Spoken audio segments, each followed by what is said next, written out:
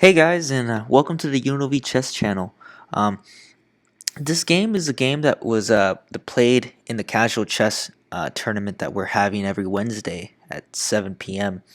Um, I'm here just to analyze my game against a very strong opponent. John is around 1800 USCF, and he was the white pieces and I was black, and it was a very interesting game. So he started off with d4. And then I did knight f6, so I was going to go to the Nimzo. So c4, e6, going for the Nimzo if he does knight c3, but then he does g3, which is the Catalan, which has kind of been a running trend because of Magnus Carlsen. And I really didn't know how to play it. I do know bishop b4 check is like one of the lines. I just didn't know the line, so I don't want to go into it if I don't know it. So I did d5, he did bishop g2, and obviously I can take the pawn, and the concept is that the bishop's going to have a long diagonal, and white's going to have a massive compensation for the pawn, and usually most lines, they just win the pawn back and keep their compensation. So instead, I don't want to take the pawn since I feel like that involves a lot of like theory. So here I do bishop b4 check and bishop d2, and I do know that grandmasters play bishop back to e7, but usually in these types of positions, my position is very cramped for black, so I don't want to have too many pieces at my king side. So instead, I just trade, and then I castle. He plays knight f3, and then I play c6, and here's already a mistake. C6 is already giving black an advantage here, which I wouldn't have known, because I'm just trying to follow kind of like my system with the Nimzo, where I play knight d7, I play rook e8, and then I always play e5 or c5. Thing is already, if you put on the engine right now, I'm already like, white's already +1 here, and better would have been actually b6. b6 trying to counteract this bishop and going to b7. Just the problem is that c6 really locks up my bishop, and it's going to be really hard to get my bishop out in the game. So he castles, and then I do knight d7, preparing e5. He does queen c2, and I already know what he's trying to do. He's going to play e4.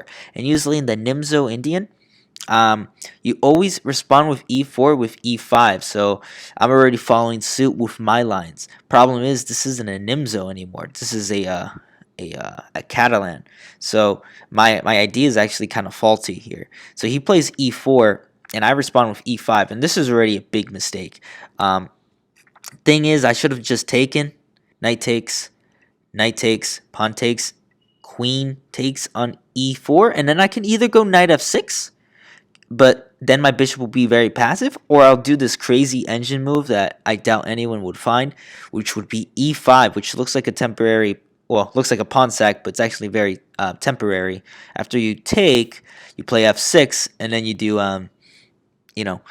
e6, and then knight to c5, attacks the queen and takes the pawn. And now the bishop's open, but the problem is you played f6, your king's kind of weak, if you see in the diagonal. So obviously I don't go into that just because it doesn't look right. I was considering knight takes and then knight to f6, but the thing is the bishop's always going to be passive, and I'm never going to be able to push e5 or c5. So I played e5, and here the refutation is actually pawn takes, and it's a very complicated line where if I take pawn takes, knight takes, rook takes, pawn takes, knight takes. Black is somehow already like +2 here, and after rook d1 and bishop b6, knight to c5, they're already telling me to sack my rook, but it doesn't make sense. So like I would do like rook h5 and then queen e2. These are very accurate moves, attacking my rook, and then queen to g5, and then h5, and then queen to h6, rook at d4, and then knight to f6, and then double. So you see how all my pieces are kind of misplaced. This rook isn't really staring at anything. This queen is kind of misplaced in the corner. This bishop is kind of active. This bishop is a monster. This bishop's going to win this pawn. But yeah, you can definitely see the compensation, and also he's starting to need some back rank issues, so I probably would have to do rook f8 here in this position. But definitely here, he had the chance to gain some activity here, but it's a very, very complicated line. Definitely kind of hard to spot. And he takes with knight. I take with knight. Pawn takes and rook takes. And here I was actually scared of rook f4 because the problem is if I go back, let's say rook e8, he'll play e5. And now my knight, where's my knight going? Probably knight to g4, threatening this fork, but then queen c3. I don't know. This knight's going to get very awkwardly kicked around. And if he had played f4, I was considering rook h5, e5, and then I thought that maybe if I do queen check, king goes to h1, and knight to g4, threatening the check in discoveries and also the pawn on h2. Problem is, in this variation, he has c5. So he has c5, and notice that the queen is covering the pawn on c5. And now my knight's hanging, my queen's hanging. Can't do anything about, can't save them both. So that's why I immediately scrapped that line. So when I was looking at this, I was like, what do I do? I'll probably play knight g4, and I don't know what to do from here. Thing is that here I'm actually doing fantastic because this pawn is hanging with the rook, and also I'm threatening this fork. I didn't see that in my analysis. I was just seeing that after knight g4, I think I have a good play. I'll probably do like, probably build up the pressure, maybe even like queen e8, queen to e6, and queen to h6. But he doesn't play f4. He actually takes, and then I take with the pawn. And then he does rook to e1.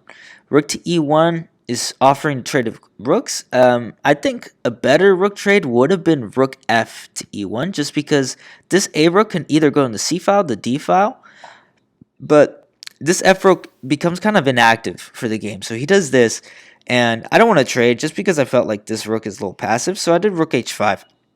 Idea is bishop h6, trading his very, very strong bishop. And here he, I think queen b3, I thought that was just a blunder. The thing is after I pawn takes, this knight's under attack with this queen.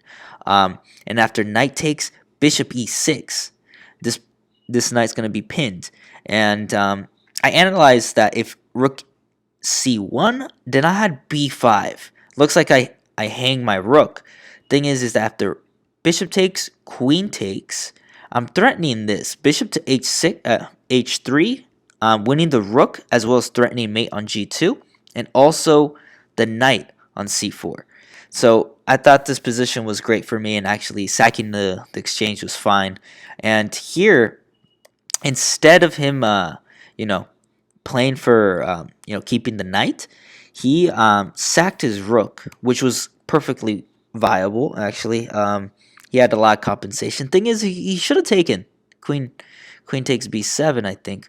But he did rook d1, and here I have the chance to actually, maintain the pawn with queen to e7, and I would have an advantage here. But I want my pieces to be more active, and I put knight to d5 because I thought it was a great outpost. And then he did knight e3, and then I did queen to b6, offering a trade of queens. And he takes. And here I do a grave mistake where I should have taken with the knight. Thing is, I didn't like how bishop takes, rook b8, and then bishop to f3, and let's say rook to a5, a3. This is where I looked at, and this pawn is kind of weak, and he might pick it up. And then also he has, he still has pieces on the board, so he has a lot of fight left. Here, Engine probably says, like, I'm winning somehow. Yeah, I'm somehow winning here. And I just couldn't really, like, believe it. So I just thought that if I take with the pawn, not only am I opening up my rook, but, I'm also offering a massive trade. So after knight takes, pawn takes, and bishop takes with check, I have to go to king f8 because I have to bring my king to the center of the board since it's the end game. And here, this is what I missed. I forgot that this bishop is actually covering the pawn on a2, and he doesn't have to take. He does bishop to b3, And here I just thought that if I entered with king e7, I thought he had rook to e1 check, and let's say I do king d7. He has rook e6, and this is a very active rook, and I didn't really like it how he was pressuring the pawn. Even if I did like rook a6, then he had bishop to c4 fiascos. So I kind of stopped that idea with rook to e5 in mind. That after rook to d7, which was played in the game, I had rook e7, preventing him capturing the pawn. And after rook to d6, I did a mistake again. I did b5. I think I should have just started going. I should have started just going because that pawn is already. I'm gonna sack that pawn eventually. But thing is, with after king to e8, rook takes. King to d8, he can check me, but then I attack the rook. The line here when I push the pawn is that after if I go to that same line again and he checks me, I can't attack the rook. I'm not attacking the rook. Um, and that's what I noticed immediately when I pushed, and I was pretty upset that I missed that. And thing is, also, before, if I don't do anything, he has rook check. Rook on f7 check with discoveries or winning his pawn on g7. So that was the main reason for this rook to e7 move. King f8. And then he did king g2, which I thought was a little bit weak. I thought his line here, which would have been really, really annoying, was that if he had done bishop to d5 here, bishop to d5, looked very strong. So let's say if I do rook to e5, I believe it's this line. Is it this line? Bishop takes, rook takes. Yeah, it was the line where if he takes with rook, I had rook takes on g7, and the thing is he's threatening to win my rook on the a8 square. So then I take on a2. Then he takes the pawn, and now in this position after rook takes, only black really is the one pushing here because these three pawns are definitely worth one rook, and you can see that it's going to be very, very hard for me to make any progress here. And I just thought that this felt a little bit too scary for me to go into, but he never played into it. The rook a6, and here I still saw it. I still looked at it. Thing is that I can save it, so I can save my pawn, and then he can save his pawn, and now he has this position, which I'm gonna probably pick off the queenside pawns, but it's gonna be very hard to break down the kingside pawns. So I didn't want to go into that. So even if he had done bishop e5, and even though if I knew rook to e5 was the best move and probably gave me the best chances to win, I really feared the line of this, where I thought he is definitely gonna be able to do something, but he doesn't do that. He actually does a3. And here it's a good move, but after king to c7, now I'm threatening something. So he has to understand that I'm threatening rook b6, which he misses. After bishop to d5, I have rook to b6, and now I'm threatening the pawn on b2. And also, let's say if he checks me to somehow bring his rook to c2 to defend, I have king to d6, double attacking both the rook and the bishop. And maybe let's say rook a5, I'll still take the pawn. I just won the pawn. And here he has to trade, and then after b3, king to c5, bishop to g8, h3, h6, and then a4. And now I'm kind of decided that this is basically a draw, but I'm definitely not going to offer him a draw. He's going to have to prove that it's a draw, but it's definitely a draw here if I were to put it on the engine. Yeah, basically almost all zeros here, and it's very, very hard to be super accurate here. So I played g5, and then he does h3, king to d4, and now my idea is maybe I can bring my rook over here, sack it, and then maybe promote this pawn. But I immediately scrapped the idea because I thought about king f3, and then I'm just like, I think he's faster. I think he's definitely faster than me. So I scrapped that idea and then targeted this pawn on f2. So then after bishop to d5, I do b6. And the idea is that I want to bring my rook over here and rook over here on c5. Basically cut off the king on the queen side, and then maybe we can go on the king side. Then I did king d2, king g2, which I thought it's very very hard for him to play here. I wouldn't know what to do here if I was him. I probably would play. I honestly would play h4 here. And thing is that after pawn takes, sure these pawns are isolated, but this pawn is a light square pawn, and it's going to be very hard for me to pick it off. Let's say, this pawn is going to be easy for me to pick off though, and I don't know. This position I wouldn't know how to play into, but white's already having a very very difficult time. And then after king g2, king e1. Now I'm threatening rook c7, but obviously the bishop's there, so I'm just gonna go rook to d7 to rook d2 to attack that pawn. And then he does a grave error, which he does bishop b5, and he allows me to do rook c7, which now once he did this move, I think it became very very clear how I can win this game. Here, I think, yeah, even right now it's all zeros here. As soon as he does bishop to b5, I think it becomes a little bit more clear for me what to do. So after rook c7, he did f3, and then I did h4. And the idea is that now this king is boxed up. He can't enter on f3, and now I'm just going to isolate the king on the corner and then try to pick off these pawns. He does bishop c6, and I do rook c7. And a cool idea that he could have tried to do would have been pawn takes.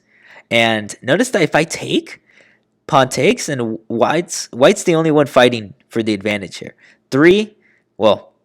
Four pawns for a rook is definitely worth compensation, especially when they're connected, these 3 pawns that are connected. So if he had done that, I would have just taken, because there's no way I'm gonna take the bishop and play this endgame. So instead he does bishop e4, and then I do rook to c7, trying to pressure this pawn on b3. He takes, I take. Here I considered, if he allows me to bring my rook, like say he did something like this, then I would have checked, king moves, and then I would have taken. And then I think this pawn is gonna win me the game somehow. But he doesn't give me that luxury. He gives me, he doesn't allow me to go to rook c2. So he takes, I take, and now he does f4. And here I can win the pawn, but I think a better move is that you always have to be looking at what white can do and want to take away all their advantage. So you notice that this king is just a little bit active on g2. Not really active at all, but you can put him on a more inactive square on either h2 or h1 by just a check. Check, king h2, and then rook takes. Now this is, it's the same concept, same idea. It's just that I think this is a little bit more that the king is on h2, and maybe I can bring my king on f2 in the future. And then he does f5, rook b4, bishop to c6, and then rook to f4. He does bishop d7, and then I do rook f2 check. And now my idea is very very clear, because it's very very hard. If you don't have an idea, it's very hard to win this game. So notice that these pawns, both this pawn and both this pawn is defended. If I try to pick these off, they're never going to be picked off. But I can try to pick this off and win me the game with this h pawn. So that's what I do. So king to g7, king to e2, bishop to e6, and here I do king e3, which is kind of, I don't know what I was doing. I should have just done king to f3. I don't know. I wasn't paying attention. King e3, I guess, and bishop d7, and then I did king to f3. I almost went king to to f4, because I was just like, oh, if I go here, he'll check me, but I'll lose my rook. So king f3, king g3, bishop to d7, and then I do rook to f4. Rook to f4. The idea is that if I had done, like, let's say rook h2, he would have pushed the pawn, right? And then I would have to go back because this pawn's now defended. But I'll end up winning this pawn. But the game is still not very clear, just because this pawn is defended and this pawn is defended. Um, Basically, all the pawns are preventing my pass pawns or my pawns to be pushed or converted into pass pawns. So I do rook f4. The idea is that now I can take, and now you can't push. And then bishop to e5. Here, I think I did miss a move, and I'm pretty upset at myself for it, which was actually rook d2. Rook d2 is threatening checkmate on d1, and it's kind of hard to it's a double attack. So both the bishop on d7 and the rook on d1 is threatening checkmate, and there's definitely no excuse for me to miss that type of simple move. But yeah, so I do rook f4. Now he does bishop to e6, and then I take. Now he checks me, king g3, f7, and now I do h3 with the idea of checking and mating with f1. So instead, he does bishop to c4, rook takes, promotion, rook check, queen blocks on f1, and then I do h2, king h1, and rook takes with checkmate. But that was definitely a very interesting endgame that we had. It was a very difficult endgame, definitely, for white and also for me to figure out what to do. The plan wasn't very simple, but it's always good to have different types of plans. So a plan such as maybe stacking my rook on the queen side and trying to promote is even a valid plan, even though that probably is losing. But it's a plan is better than no plan at all. Immediately I scrap that, and then I focus on the f2 square. And I definitely misplayed the opening, which definitely shows how faulty my opening is right now. After c6, he's already better. And I think I definitely need to look into my Catalan lines, since it's just becoming a lot more mainstream now. But yeah, this was the game from the UNLV Chess Club, and hope to post more in the future. See you guys.